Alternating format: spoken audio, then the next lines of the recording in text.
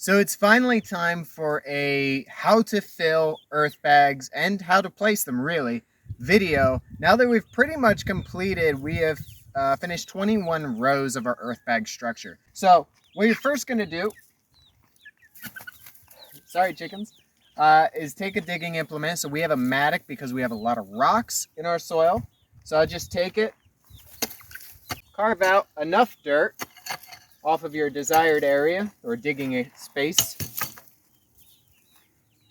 Take an earth bag. Now, if you can kind of see on these earth bags here, the more of a corner that you still have on the bag, the more it juts out. But if you're able to have your corners, like here, the bottom corners tucked in, it gives you this nice box shape.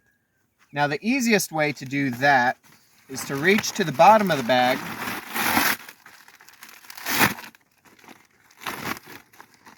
and to turn it inside out. Just kind of run your hand through there. But you don't want to push out the corners entirely. And kind of get it like that. Hi chicken, how you doing? We get our shovel, and some people build contraptions to hold the bag open. What I like are the very rigid bags that you can see it's not really falling over on its own.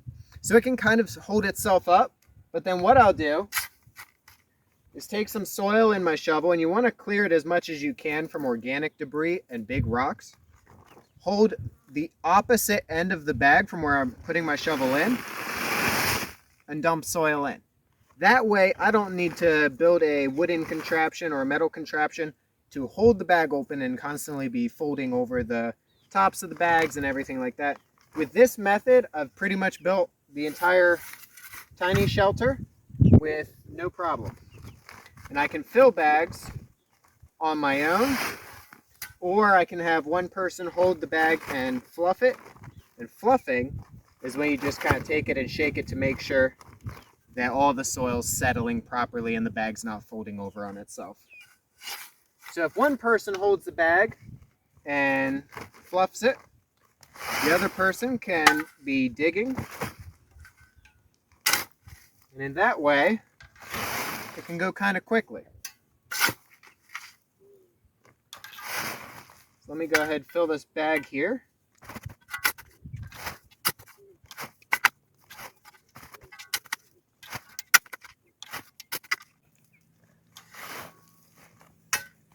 Now at this point, maybe my blocks, you see how the two bags come together in the middle of the bottom one, just like bricks?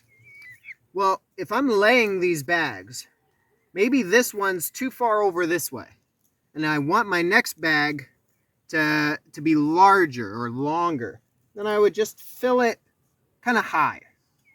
But if I want it to be shorter because I'm overshooting and I'm going this way and it's coming out to about there, and I want a bag that's smaller, then I might leave it a little underfilled. But say I want an average bag. I fill it up to about all but a hand's height from the top. Then I take the bag. What I do is I pull the sides and fold it together like an envelope. And then you've got it nice, and when you have this flap angled this way is going to be up.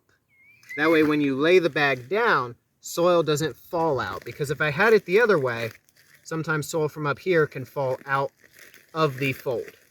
So you always want to have your fold arrow pointing up. Then we'll come around here and see how I would place it.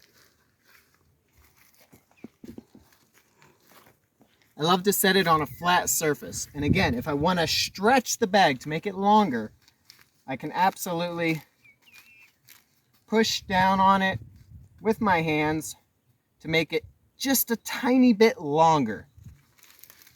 If I want it to be shorter, I'll pack it down a little bit, give it its fold. And if I'm placing up against here, because you always want the fold of your bag up against the previous bags. Now I would take it and ram it in there. And then I would tamp it in place. But that would give me enough of the crampedness to really kind of keep it from spreading out. And once you have your bags in place on top of some barbed wire on a wall, then you're ready for your next bag. And that's how you fill the bags.